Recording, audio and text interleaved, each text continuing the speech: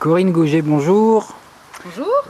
Encore vous, les additifs, la personne qui a dénoncé les additifs alimentaires. Je pense que vous êtes la première en France à avoir dénoncé les additifs alimentaires. Les additifs, c'est tout ce qui est accoutumant qu'on trouve dans les produits industriels fabriqués. Et c'est la série plats cuisinés, c'est ça? Oui, aujourd'hui, dans la série Les Immangeables, je vais vous parler des plats cuisinés et des soupes. Donc, pour commencer, afin de vous expliquer pourquoi je fais ça et quelles sont mes motivations, je vais vous parler du droit de l'enfant, dont l'article 24, le droit à la santé. Donc, ce droit est applicable aussi en France, sauf qu'il n'est pas respecté, ni par le gouvernement, le ministère de la Santé, ni par l'ANSES, ni par les industriels. Donc, article 24, le droit à la santé et aux services médicaux. Article 24E, donc l'État doit faire en sorte que le développement de l'information des adultes et des enfants sur la santé, la nutrition, l'hygiène et la prévention des accidents. Afin que le droit à la santé soit une réalité pour tous les enfants du monde, il faut que chaque enfant puisse bénéficier de soins appropriés et d'une eau saine. Donc vous avez droit à la santé et à l'information, ça c'est l'article 24. Et donc du coup, moi je vais vous porter l'information. Ça c'est donc un petit livre à 2 €. Et vous avez droit à toute information nationale et internationale, même transmise par le biais des médias. Or, vous comprenez bien que les médias faisant de la publicité pour ces produits, ils ne vont pas vous dire la vérité. Donc, on va parler des plats en boîte. Parce que quand vous prenez une boîte en métal comme ça, il y avait souvent du bisphénol A à l'intérieur et qui a été dénoncé par un certain toxicologue très connu en France, dont je tairai le nom ici parce que on va dire qu'on a des différents points de vue. Et donc ce toxicologue très connu s'est battu pour qu'on retire le bisphénol A des boîtes de conserve.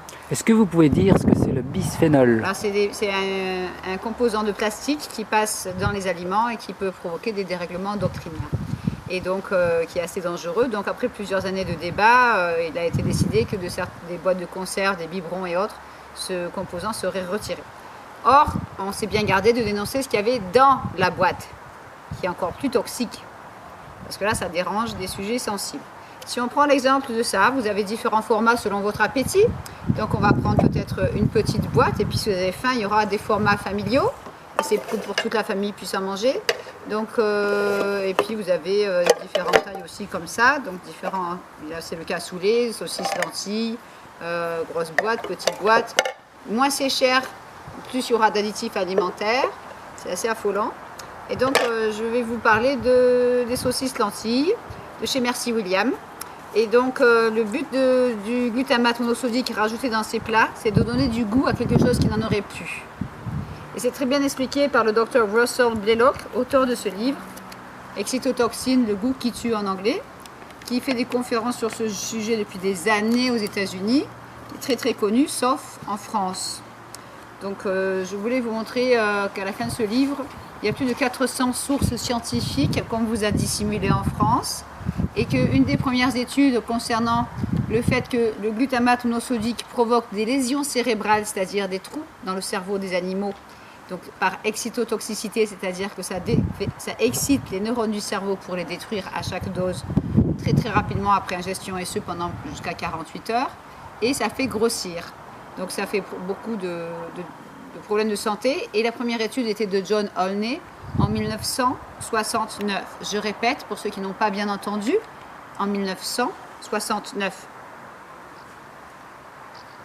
Donc John Olney est un des plus grands chercheurs au monde qui s'est battu toute sa vie pour retirer le glutamate monosodique à cette dose-là dans les aliments industriels. C'est toujours pas retiré.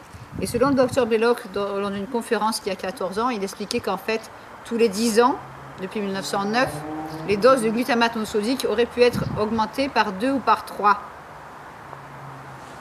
Donc si on prend une loupe, car ça c'est l'arme indispensable pour décortiquer les étiquettes, là où il y a marqué engagement viande d'origine contrôlée qualité, source de vitalité. Ce produit ne peut pas vous donner de vitalité parce que, un, il est archi cuit depuis des mois, voire des années dans la boîte.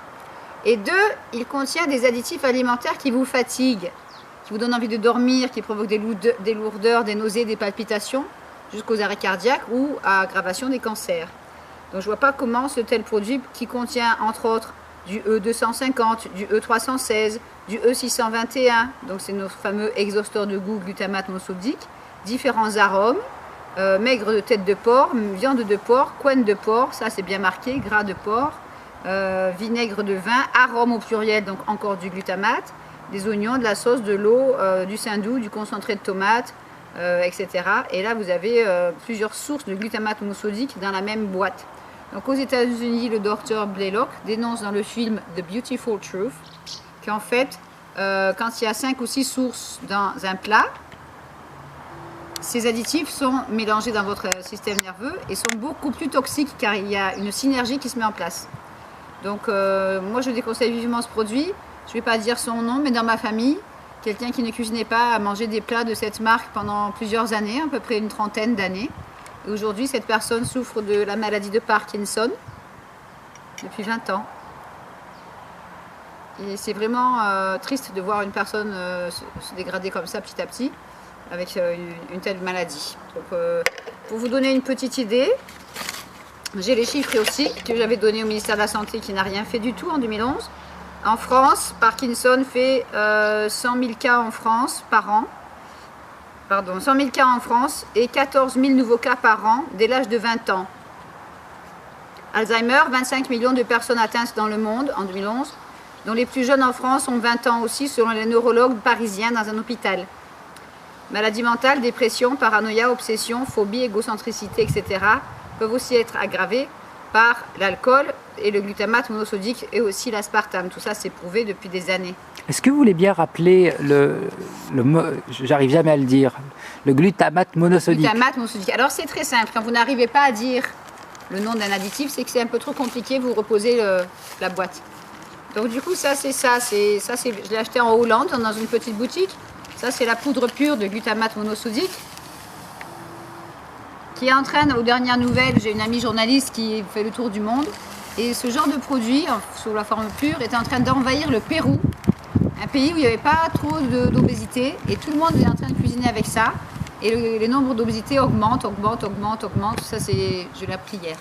Donc ça, c'est la forme pure qui se retrouve 5 à 6 fois dans ce genre de boîte. Donc non seulement il y a du bisphénol, de la sauce, d'autres additifs, mais aussi plusieurs sources de glutamate monosodique. J'ai été assez surprise de trouver aussi du glutamate monosodique dans des cannelloni, sauce napolitaine, à l'huile d'olive. Et donc pour donner du goût, on met du E621, du E631 et du E627 qui sont un des 30 noms qui cachent et codes qui cachent du glutamate monosodique. Quand on voit marqué amidon transformé de maïs, c'est probablement aussi des OGM, donc faites attention. Mais c'est toujours écrit petit. Or, la toute première étude sur le glutamate date des années 1950 et on avait prouvé à l'époque que le glutamate monosodique provoque des problèmes de vue. Donc imaginez quelqu'un qui n'a pas le temps, il vide une boîte dans une assiette, qui passe au micro-ondes, c'est encore plus dangereux, et puis il arrose ça avec une canette de soda light. Donc il va avoir aspartame et glutamate dans son système nerveux et dans les heures qui suivent, ça peut faire des symptômes qui partent de la migraine à l'insomnie, à la crise de rage, ou à l'arrêt cardiaque fulgurant dans son lit ou aux toilettes, puisque les deux provoquent des troubles du système digestif. Donc cette année, j'avais fait un atelier dans une école maternelle et il y a un petit garçon qui avait apporté ça, format familial, et il avait mangé ça avec sa maman et ses 3 frères et sœurs. Et là, on se retrouve encore avec E250, E316, exhausteur de goût, 2 points, glutamate de sodium, mais la famille ne l'avait pas lu. Parce qu'évidemment, il y a moins de 1% de sel, mais on ne dit pas le pourcentage de glutamate monosodique. Donc là, vous avez toute une ribambelle. Après, se pose un autre problème, c'est ce genre de nouveaux produits qui étaient en vente en rayon, où il y a marqué XXL, des torsades bolognaises. Donc ça voulait dire que c'était des grandes barquettes. Et quand on achète des vêtements de taille XXL, c'est qu'on est vraiment en surpoids, on va dire en surcharge pondérale, voire en obésité morbide. Donc c'est un peu ironique de trouver l'assiette XXL 350 grammes avec les ingrédients cachés en dessous où on voit encore E621 dans la liste des ingrédients dont arôme. C'est un peu du délire. On avait aussi ce joli petit système de cocotte potée campagnarde en plastique à passer au micro-ondes bien sûr Là, on ne parlera pas de bisphénol A. Et là, en dessous, on a aussi plusieurs E, 451, 452, 250. Et bien sûr, notre fameux glutamate exhausteur de goût, E621. C'est écrit en noir sur gris, donc pas très lisible. Alors que sur le devant, on voit bien les lettres qui ressortent bien. Donc c'est le jour où j'ai acheté ce pot-là, je l'ai vidé dans une assiette. C'est ma chienne qui est là, se lécher les babines et pensait qu'elle allait avoir ça dans sa gamelle le soir. J'en donnerai même pas à mon chien. Donc après, ce qui se passe aussi, pour les adultes, c'est un message très important. Les familles qui ont des enfants inscrits à la cantine, il faudrait bien prendre conscience que vous payez ces repas, des fois jusqu'à 4 ou 5 euros, il paraît, et que vous avez le droit de savoir ce que mange votre enfant. Peu de parents ont pris conscience de ce problème. Ils sont une dizaine en France à être motivés. Et dans les cantines, on vous met des sauces de ce format-là ou de ce format-là. Et là, c'est toujours bardé de glutamate monosodique. Seulement, le chef cuisinier n'a pas appris à lire les étiquettes. Et malgré lui, sans le savoir, il donne un exhausteur de goût aux enfants qui peut provoquer des chocs anaphylactiques, des œdèmes de Quint, des crises d'asthme, des troubles du comportement, des problèmes cardiaques, des problèmes d'obésité, de diabète, etc. La liste est longue. Tremblement des jambes, crise de colère, dépression et compagnie. Et donc, du coup, on donne ça à vos enfants à la cantine. Je voudrais savoir s'il serait possible qu'en France, un jour, au moins une école, et que ça soit médiatisé, les parents boycottent le repas de la cantine qu'ils ont payé et ils donnent un panier repas à leurs enfants. Et tous les repas iraient à la poubelle. Vous avez le droit de savoir qu'une partie des problèmes d'obésité viennent aussi de ce que vos enfants mangent à la cantine. Après, on va dire aux enfants, mange ta soupe pour bien grandir. Parce qu'il y a aussi les soupes toutes prêtes. Et donc là, moi, j'aurais tendance à dire, puisque le glutamate fait grossir, mange ta soupe pour bien grossir. Et oui. Donc, pas plus tard qu'hier, j'ai rencontré des gens qui ne peuvent plus se passer de bouillon de toutes sortes pour mettre dans leur soupe et qui étaient en surpoids à 16 ans, 19 ans, 40 ans et qui disaient ouvertement, je ne pourrais pas me passer de bouillon. Ou de saucissons qui contiennent des poids de la charcuterie aussi du E621. Donc là, je vais vite vous parler de certains produits soi-disant bio. Voilà. Vous avez le droit de savoir, dans ces produits-là, qu'il n'y a pas marqué le mot glutamate monosodique, mais il y a marqué le mot extrait de levure. Donc je vous encourage d'aller sur YouTube et de regarder le documentaire Poudres et potions de l'industrie alimentaire. Vous comprendrez, il y a 2 ou 3 parties, que l'extrait de levure est bien du glutamate monosodique caché sous d'autres noms dans des produits bio ou pas en boutique diététique ou en supermarché.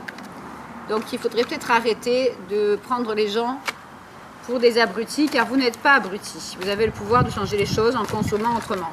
Là aussi, on se retrouve avec le fameux extrait de levure dans ce genre de produit de chez Connard.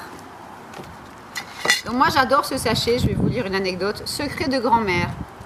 Les grand-mères de 90 ans, qui auront la chance d'avoir 90 ans aujourd'hui, ne cuisinaient pas avec ce genre de produit étant enfants. Et leur maman ne cuisinait pas avec ça, ça n'existait pas, il y a à peu près 60 ans. Et donc du coup, la marque Connard vous fait des jolis sachets comme ça, avec un petit poème presque derrière. Quand il fait froid dehors, c'est toujours agréable de se réconforter avec la délicieuse soupe de grand-mère. Elle seule sait la préparer. Elle prend le temps de bien choisir ses légumes. Les haricots verts doivent être bien fermes, les petits pois bien craquants et les carottes bien tendres. Puis, elle les laisse mijoter dans sa cocotte le temps qu'il faut. Lorsque c'est prêt, elle passe le mélange dans son vieux moulin à légumes pour garder dans sa soupe des petits morceaux fondants. Alors, je vous rappelle qu'à l'époque, les moulins à légumes, ils étaient en aluminium. Donc, on rajoutait un petit peu d'aluminium dans la soupe. Hein. Avec toutes les casseroles en alu, à l'époque, on se demande pourquoi il y a autant d'Alzheimer. Elle a raison, grand-mère, c'est délicieux. Et on devrait en manger plus souvent. Sauf que là, c'est pas grand-mère qui vous fait la soupe. Et donc, on vous rajoute du glutamate monosodique sous le mot extrait de levure, etc., etc. Il y a de l'huile de palme aussi, alors que votre grand-mère ne faisait pas de soupe avec ces produits-là. Donc je vous laisse décortiquer vos étiquettes en vous souhaitant la meilleure santé possible pour éviter toutes ces pathologies. Faites votre soupe vous-même et évitez les formats économiques, les 15% gratuits, etc. Je vais juste vous faire une petite démonstration d'un plat préparé. Je vais enlever les ouvrages de référence. qui sont quand même nombreux. Donc voilà. Là, vous avez toute la collection si vous voulez en savoir plus, en français ou en anglais. D'accord. Et je vais vous montrer ce que donne une boîte qu'on donne aux pauvres gens. C'est des boîtes qui ont été abîmées lors du déballage dans les supermarchés. Et donc on donne ça à la banque alimentaire ou à les associations qui vont aider les démunis. Voilà, donc ça, cette boîte, elle est garantie jusqu'en 2015. Pardon. On va l'ouvrir, n'est-ce pas? Ils ont trouvé un moyen pour ne pas se servir d'ouvre-boîte. Voilà. C'est beau, hein? Donc là, si on avait un microscope, on voit les taches d'huile, de graisse, et on voit des tout petits points blancs. On dirait presque que c'est du glutamate qui se dissout. Je vais vider ça gentiment, sans trop m'éclabousser, dans la boîte. Ça fait peut-être 8 mois que j'ai ça. Donc on va dire que ça fait 1 an que c'est dans la boîte. Aïe aïe aïe, ça va déborder. Non! Et les gens, ils mettent ça au four avec du gruyère. Et ils vont des fois donner ça à manger à leurs enfants avec un yaourt aromatisé comme dessert. Vitamine, 0%. Additif, c'est pas marqué le pourcentage. Rassurez-vous, il n'y a pas de conservateur, bœuf d'origine contrôlée, cuisiné sans huile de palme, 3,5% de matière grasse, teneur en sel limitée à 1%. La teneur en glutamate monosodique n'est pas indiquée. Et dans les ingrédients, on retrouve amidon transformé de maïs, probablement OGM, arôme, donc du glutamate, et on trouve arôme de fumée, donc encore du glutamate monosodique dans l'arôme de fumée. Je vous souhaite un bon appétit. Rassurez-vous, je ne vais pas le manger. Non, non, non. Et je donnerai même pas ça à mon chien ce soir. Par pitié, ne donnez pas ça à vos enfants, ni à votre grand-père ou votre grand-mère. Peut-être donner ça à votre ennemi, s'il a faim. Mais évitez ces produits. Vous voyez, ça coule partout, c'est vraiment écœurant. Et heureusement qu'avec l'image, on ne filme pas l'odeur. C'est pas... Ça sent vraiment le glutamate. Alors la bonne nouvelle, c'est que quand on s'arrête de manger ça, progressivement, on retrouve le goût des aliments, des vrais aliments. Et on retrouve petit à petit ces neurones qui nous permettent de mieux réfléchir avant d'agir, surtout avant de consommer. Donc cette boîte ira à la poubelle et son contenu ira dans les toilettes ou dans le sac poubelle avec. Voilà, et c'est 100% bœuf. Nouvelle recette, on ne dit pas s'il y a du cheval dedans, mais ça c'est une autre histoire. Au revoir et bon appétit!